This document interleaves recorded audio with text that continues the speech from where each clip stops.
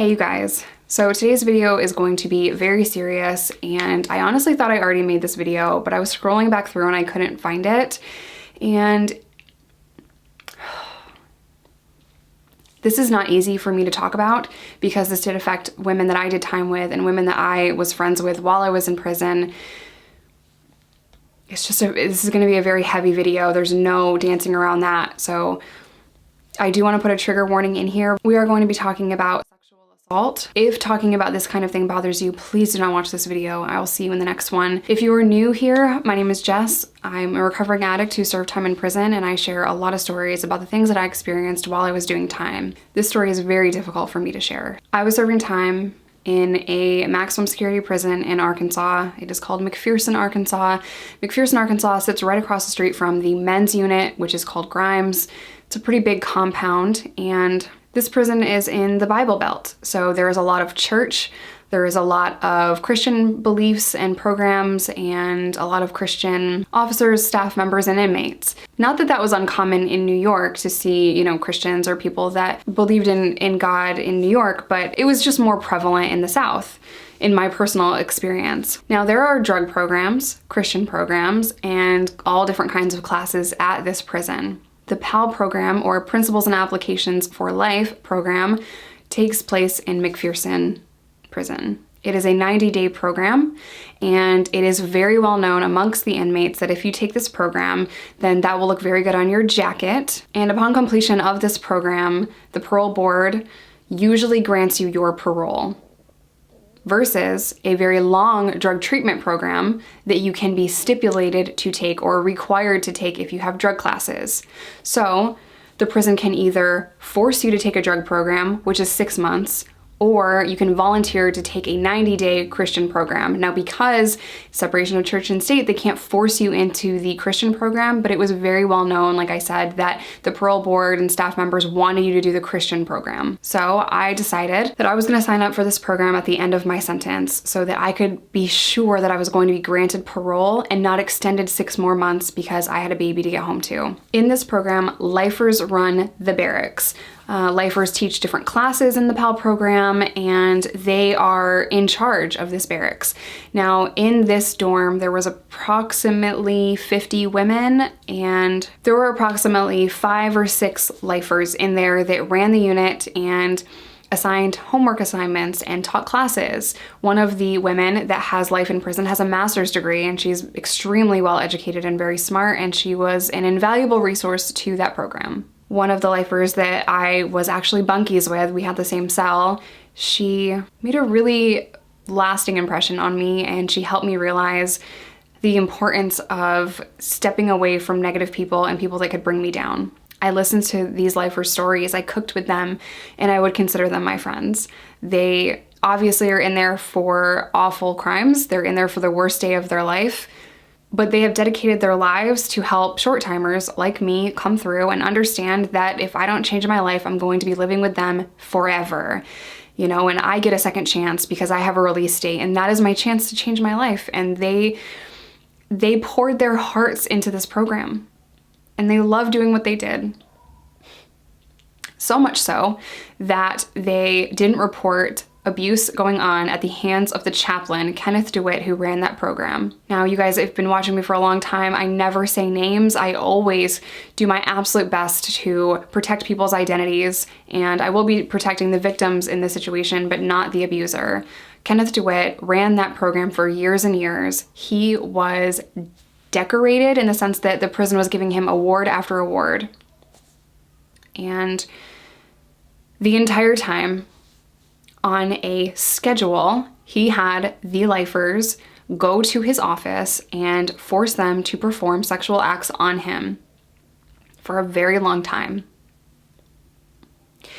He targeted lifers because he felt as though no one would ever believe a lifer. You have a murder charge. People will only see you as a murderer, nothing else. And because you're not getting out, who are you going to tell? I will take away all your privileges, put you in segregation forever, and I will make your life a living hell, or you can run this program and have freedom amongst the compound working as my assistant or my secretary or whatever he called them. Now, the reason why that is important is because this person Kenneth DeWitt, had a lot of say-so in this prison. He had a lot of power that I don't think people would understand on the street, but this chaplain not only could walk the halls and tell officers when and where to lock up an inmate, which he did on several occasions, and we'll get there, but he could write a letter to the parole board and tell them that you don't deserve to get out because of this situation and that situation, and he has observed you every day and you're a menace to the prison, or whatever he wants to say. And the parole board, upon his recommendation, would believe him because the PAL program had the lowest recidivism rate among any other program in that prison, and they put him up on this pedestal, essentially. Now, there were several incidences where something that he said or did made me extremely uncomfortable and or pissed. One of those situations was I was in church and a friend of mine who was a stud broad, a girl that was homosexual with a shaved head. Gorgeous, by the way. Not that that matters, but she went to church and she said something to another inmate in front of the entire church in that barracks. He humiliated her, embarrassed her, kicked her out, and the officers wrote her up for insolence to a staff member and for disrupting a church service because she whispered to someone that was not in her unit or not in her dorm that had come into the church service that day.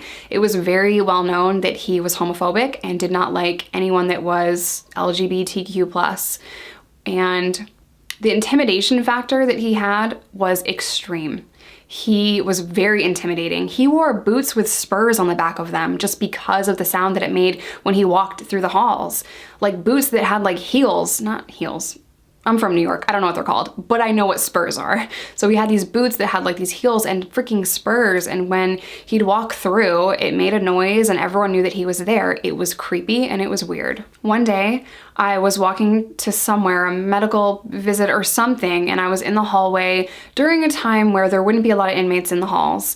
This was about 9 a.m. or so, and my cellie was standing outside the chaplain's office blocking the door, and I stopped to talk to her real quick, and she was nervous. Not nervous, she was uncomfortable that I had stopped there though. And I was like, what are you doing out here? You know, like, what's going on? And she goes, keep it moving.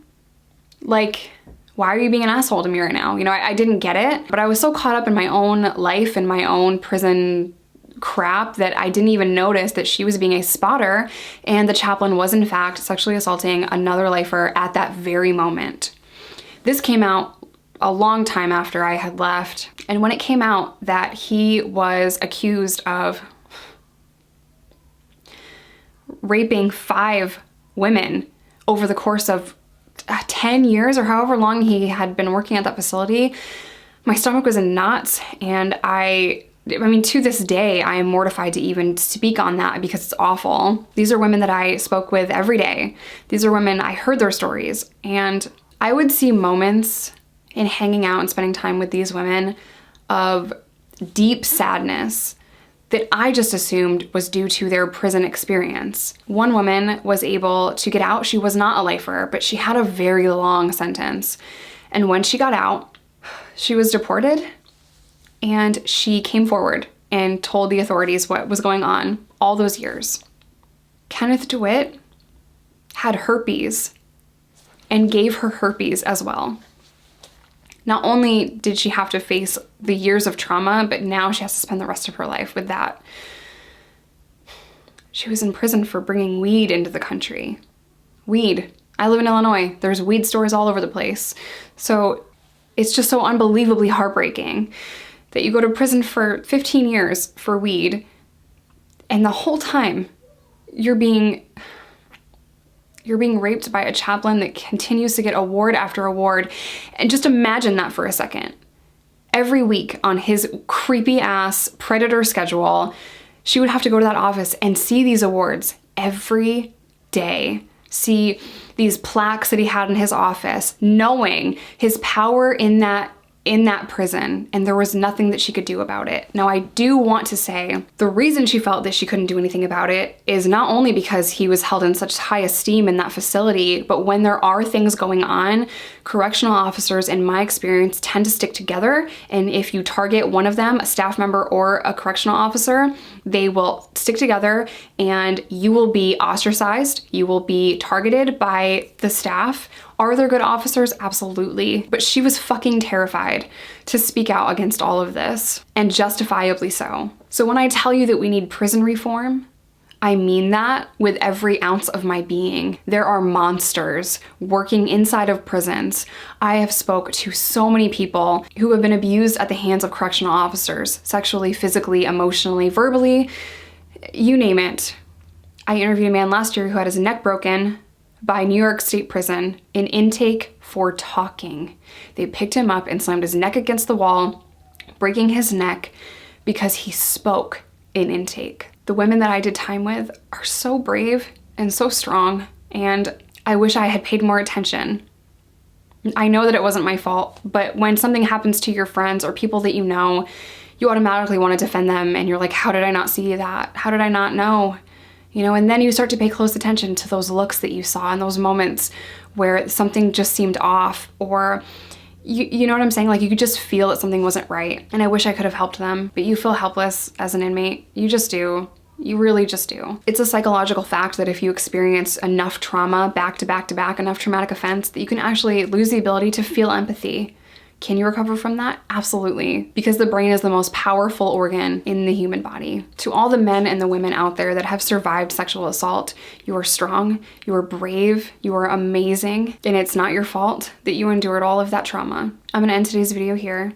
As always, I love you guys. Stay safe, stay sober. Let's all work for prison reform together, and I will see you in my next one.